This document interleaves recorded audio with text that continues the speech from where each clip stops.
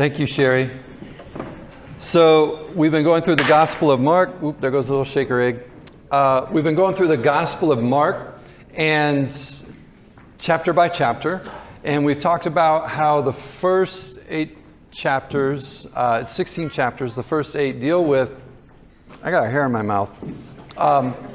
The first 8 chapters deal with Jesus' identity, and then the last 8 chapters focus more on Jesus' mission going to the cross. And so chapter 8 is the turn in the story, in this account from Peter as Mark records it. And one of the things just to remember with stories and the telling of this order of stories, everything that we've done in Mark is in a chronological order. So this is the way it happened as Peter was going along with Mark. The other Gospels of Matthew and Luke follow the pattern of Mark in its chronology, only they add some more things that happen in between some of these major events. John just goes off and does his own thing. He doesn't follow anybody's pattern. But so with Mark, you're hearing it in chronological order, where Jesus goes places and comes places and gets back to places, and the people that he meets. It's all in order. And so one of the things also to remember with this is that when think about Peter and Mark, who's probably traveling with him as one of his traveling companions, Peter has probably told these stories over and over and over and over. He tells stories about what Jesus did when he had this conversation with Jesus, what happened when they were on the lake, on the boat. And so, you got to think Peter has become an expert storyteller by this point in his life when Mark is recording this. And so everything that's probably written down here was probably orally told. And so there were things and little ways that Peter told these stories to make them memorable in people's heads. And so he would sometimes maybe juxtapose this story with this story so people would go, oh, okay, aha, I see, I get it. Or they'd be easier to remember how to retell the story themselves. So we're going to look at two main stories here in chapter 8 about a blind man, and then about Jesus when he takes his disciples on a field trip to Caesarea Philippi. And he asks them a big question.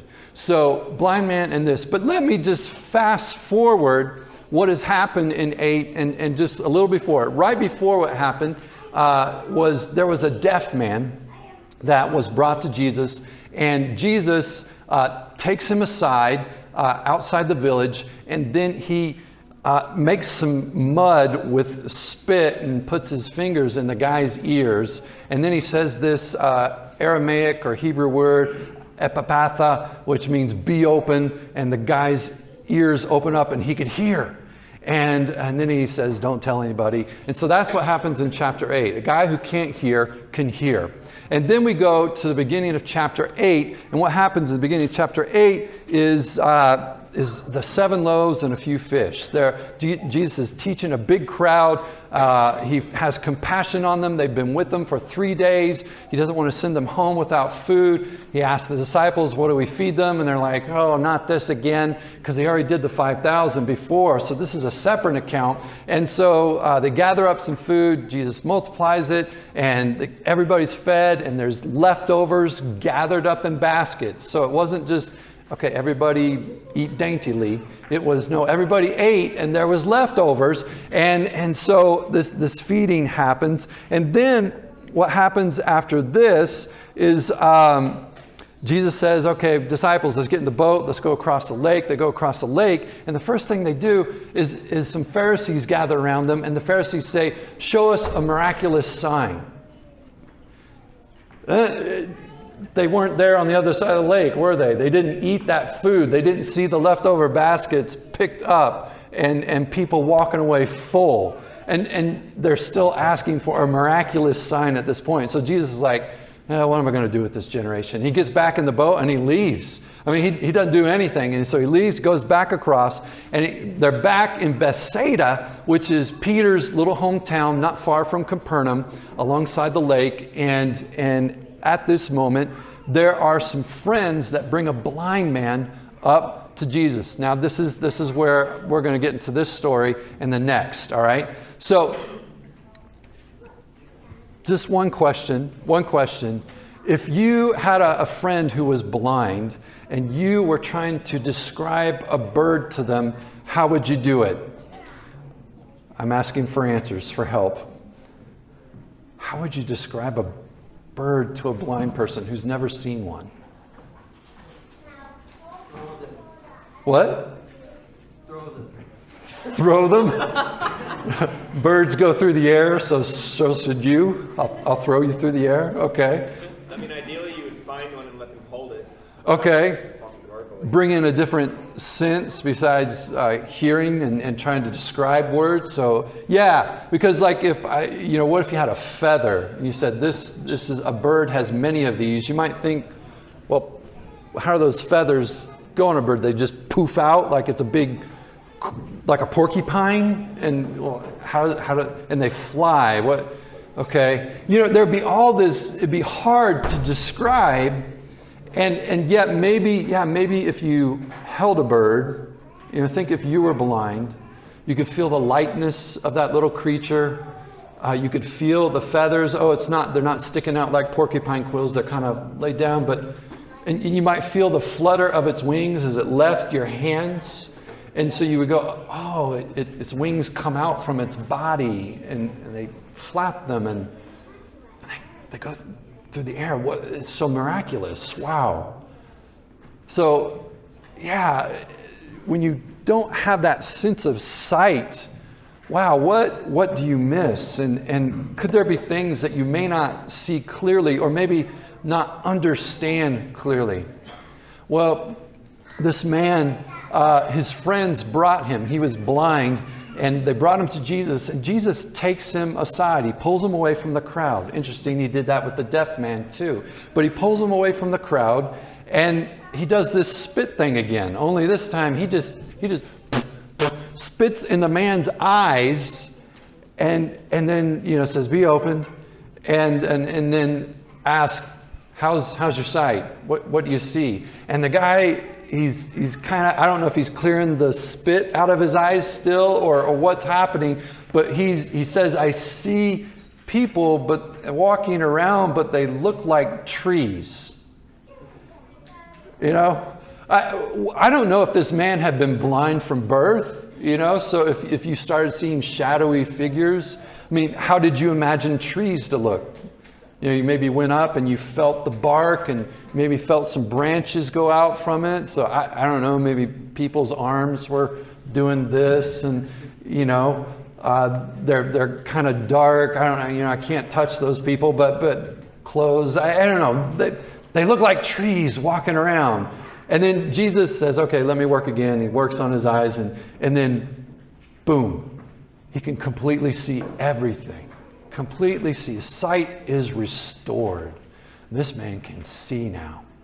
Now, right after this, Jesus decides he's going to take his disciples on a field trip. They've been hanging out around Galilee for the past few chapters, going back and forth across the lake, seeing different people. And now they're going to go on a hike straight north about 25 miles, and they're going up to this little town called Caesarea Philippi, to be distinguished from Caesarea by the sea. And it's where there's this beautiful river that flows out down from the mountains. It's right near the foot of Mount Hermon.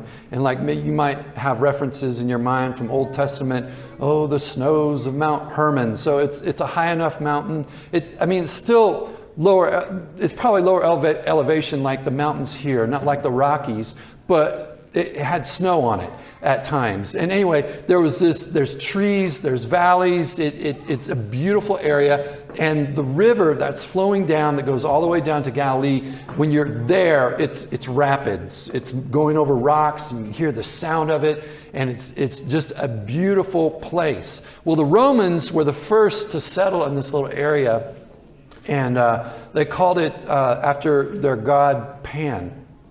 And so it became Panias.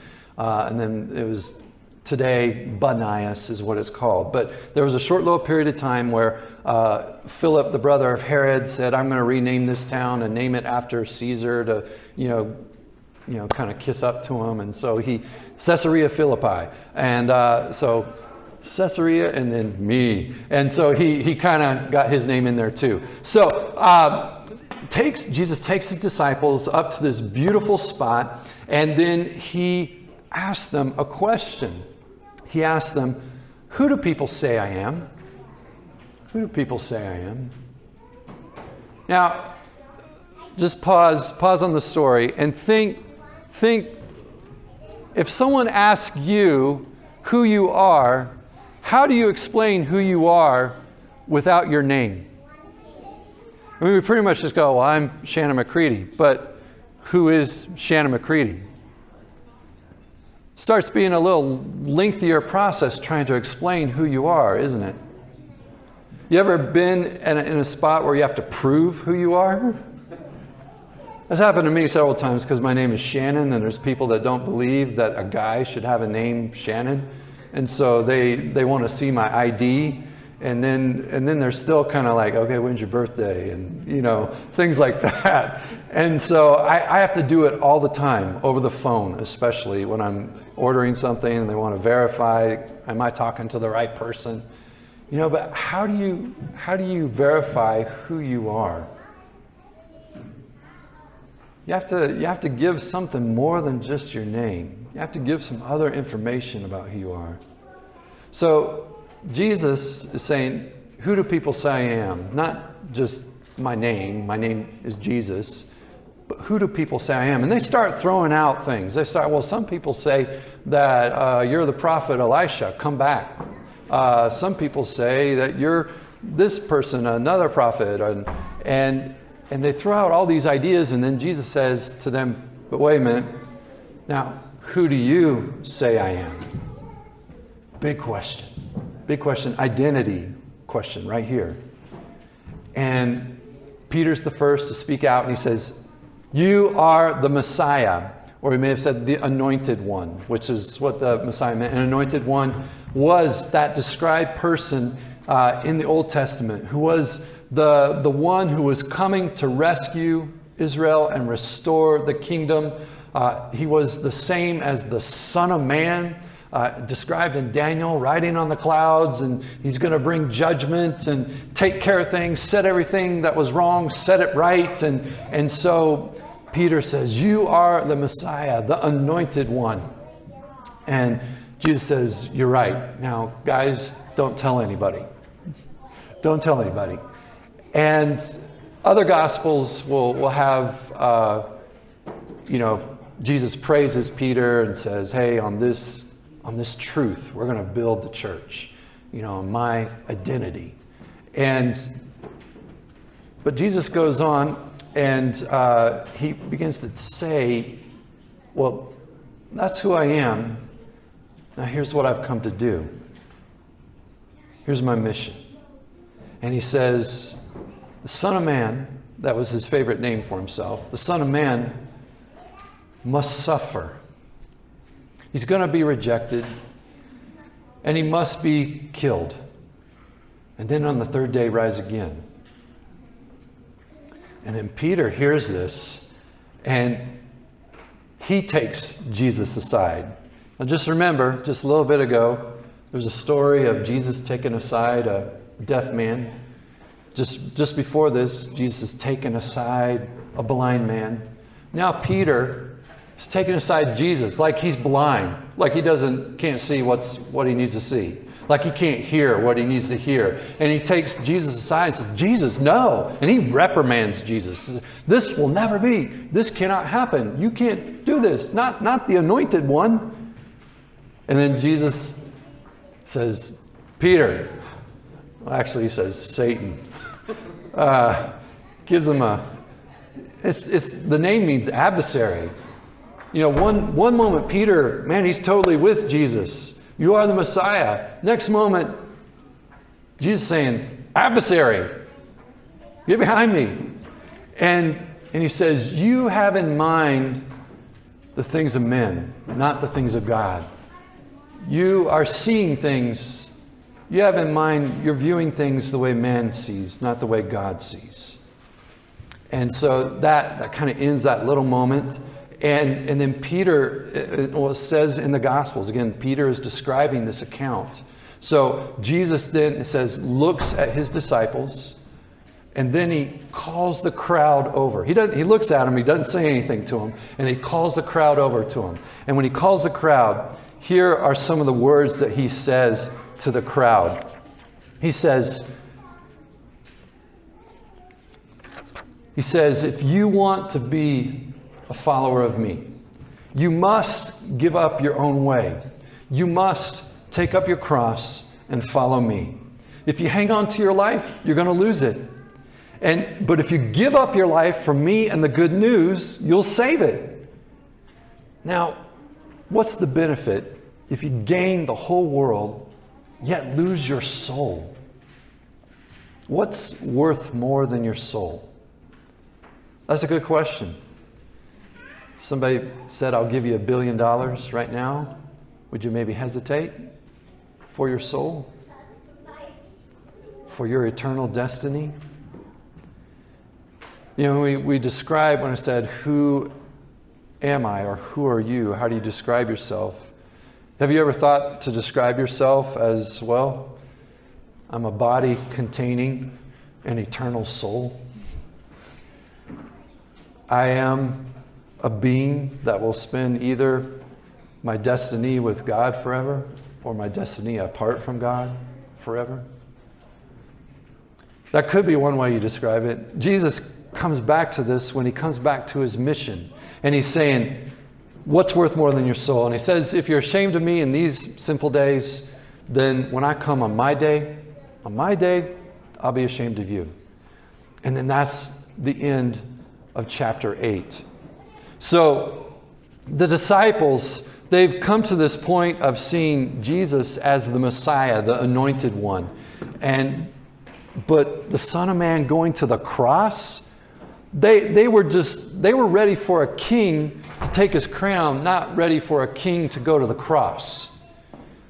And so this was just blowing Peter's mind. It was probably blowing the other disciples' minds, but they were smart enough to keep their mouths closed. You know, Peter's always opened his mouth, put your foot in. You know, that was kind of him. And so, you know, he probably wore peppermint sandals. He did it so often.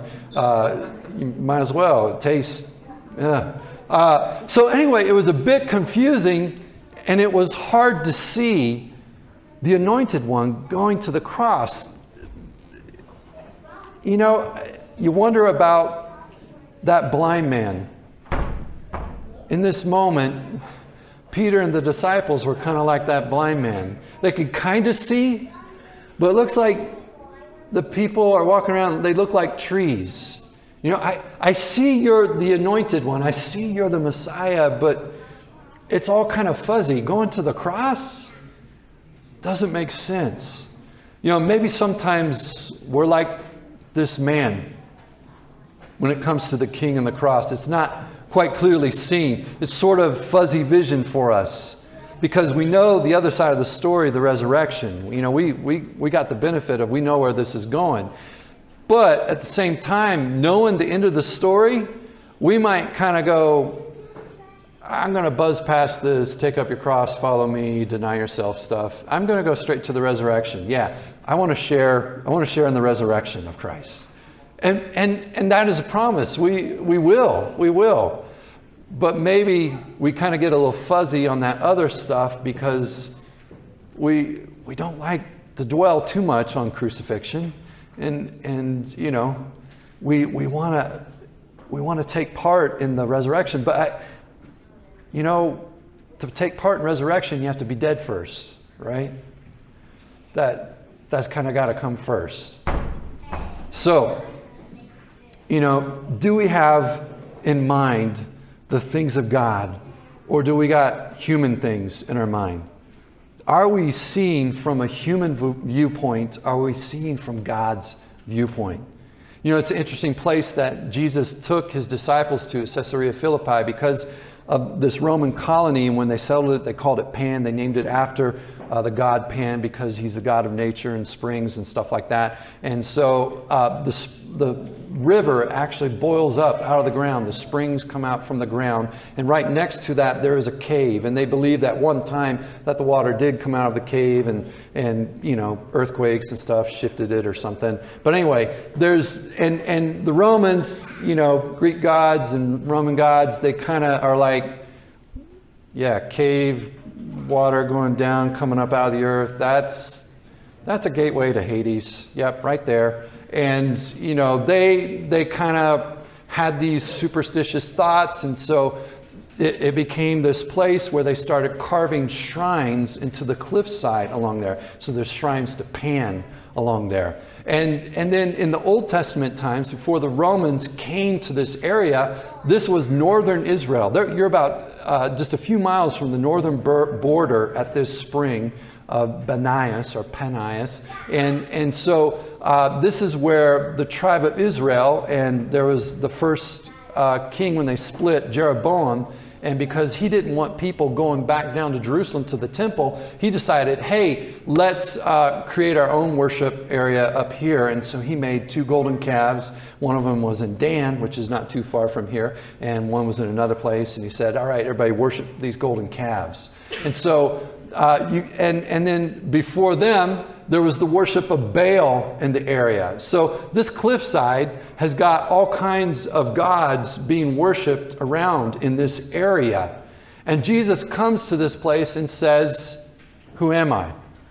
At the crossroads, at the gates of Hades, amongst all the gods of the world, Jesus says, who am I? And then he says, who do you say I am? It's an interesting moment, an interesting point for the disciples. And it's at this place that Jesus asked for them to name him. Who is he? And Peter is the first. And of course, you know, in other Gospels, he's praised for this confession. But you don't see that here in Mark. And I kind of wonder, because this is Peter's version that he's telling, why doesn't he, I mean, he's going to tell where he screwed up, but he doesn't tell about where he gets praised as much. And I kind of wonder if he's wanting us to see something. He said, I don't want you to dwell on, you know, on this rock, we're going to build the church. I want you to dwell on, I almost missed this. I almost didn't see Jesus for who he really was. I had a moment of mistaken identity, and I had been walking with him for almost a year and a half. I kind of wonder if that's where Peter was going with this.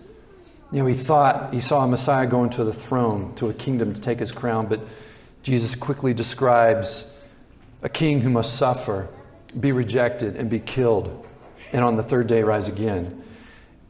And that little word, must, Jesus uses it twice in that little bit of words that he uses. He must suffer and he must be killed. That word must is a big word. Jesus had to do this. It's his whole mission. He had to do this for his Father. He had to do this for us. He must go to the cross. And just like Jesus took aside the blind men, Peter takes aside Jesus and begins to rebuke him. And then Jesus then in turn reprimands Peter and tells him he's seeing things from a human point of view. And then here Jesus does something even more amazing. He turns from Peter and he turns from his disciples and he speaks these words to the crowd around him. And he uses that word must again. Just like he must suffer, he must go to the cross, only this time it's what we must do if we want to be a follower of Jesus. We must give up our own way. We must take up our cross. We must follow him. Things of God in our head or the things of humans in our head? How are we seeing that? I know that there are moments when we don't want to set aside our own way because we got the things of humans in our head. It's what we see. We start pursuing those things. And to lay those aside seems counterintuitive. If I see something there's there on that chair that I want to go directly to it. It's counterintuitive for me to go, I want it, but I'm not going to take it. I'm going to wait for it to be given. I'm going to hold still. I'm going to restrain myself. I'm going to not do what my will wants to do. But I'm going to try to match my will to the ways of Jesus and the way he does things. And I think the way he does things is not by taking, but by giving. And that there's much I need to receive from him and not try to grab on my own. So Jesus is saying to this crowd, not just the 12, if you want to be my follower, these are the things you must do.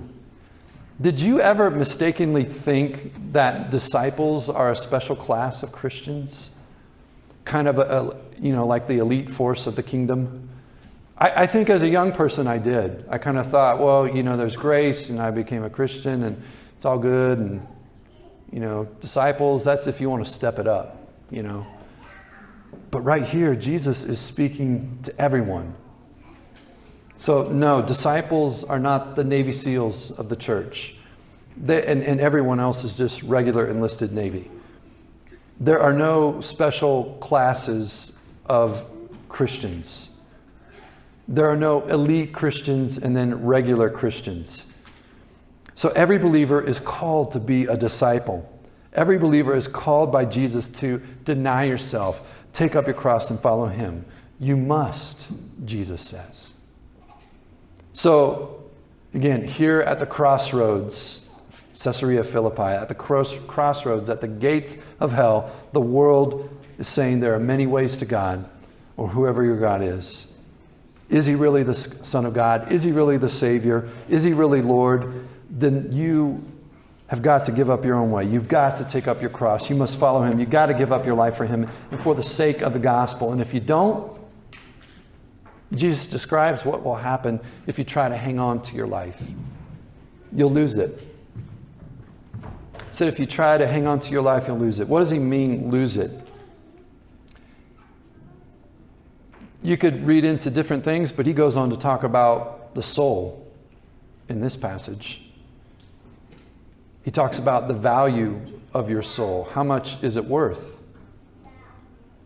What will you benefit if you gain the whole world yet lose your soul? When he says lose your life, he means lose your soul. What benefit will it be if you gain the whole world but forfeit your soul? No benefit. It's just eternal deficit.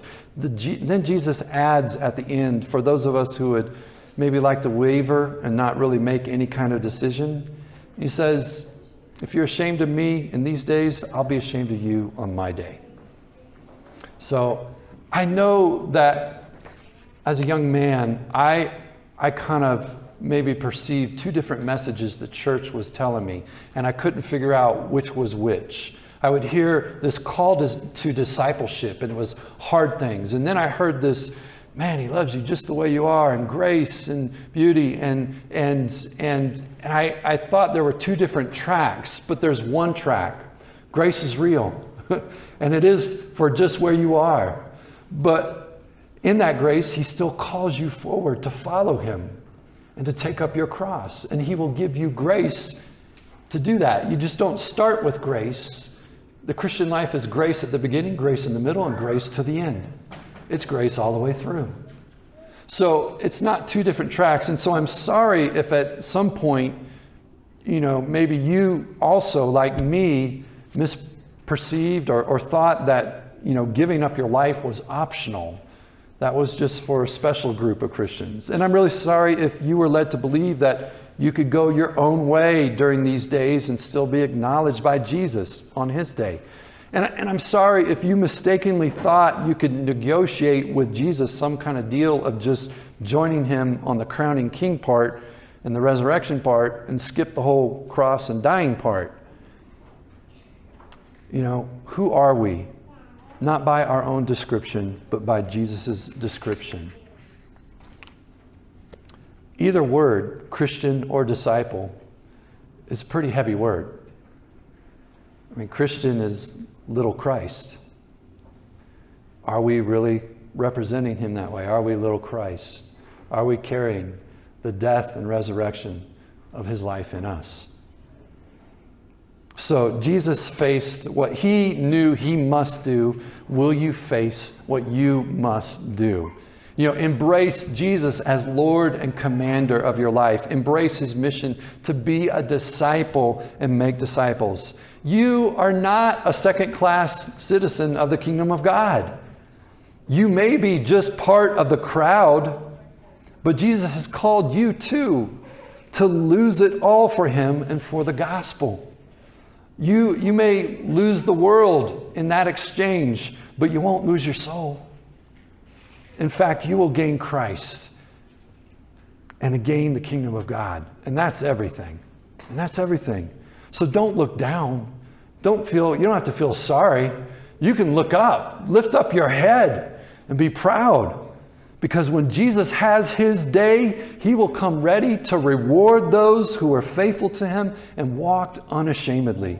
Don't be afraid of the scorn of the world when you proclaim Jesus is the only way to the Father, because you will instead have the pleasure of your Father resting upon you, of your Lord beaming over you. The disapproval of the world is nothing compared to the approval in God, in Jesus Christ. So worship him with the choices of your life, and when you do that, the portals of hell will be overcome. The things that look impossible will become possible. I'm going to pray right now, and then we're just going to have a moment of responding in worship. And I just want you to pray and think about that question. Who am I? And with Jesus' call, when he asks you to say who he is, how does that match with what he must do and what he says you must do? Where's that at in your life? Heavenly Father, these next few moments, I know that sometimes you sift our thoughts, Lord, and we lay them out before you. And Lord, so in this moment, we lay our thoughts out before you and show us the thoughts that are the things of humans, and help us to see the thoughts that are the things of God, the things that are from you. Help us to throw out or push aside those thoughts that are just the human things, and help us to grab on to what is significant, important, what is eternal. Pray this in Jesus' name.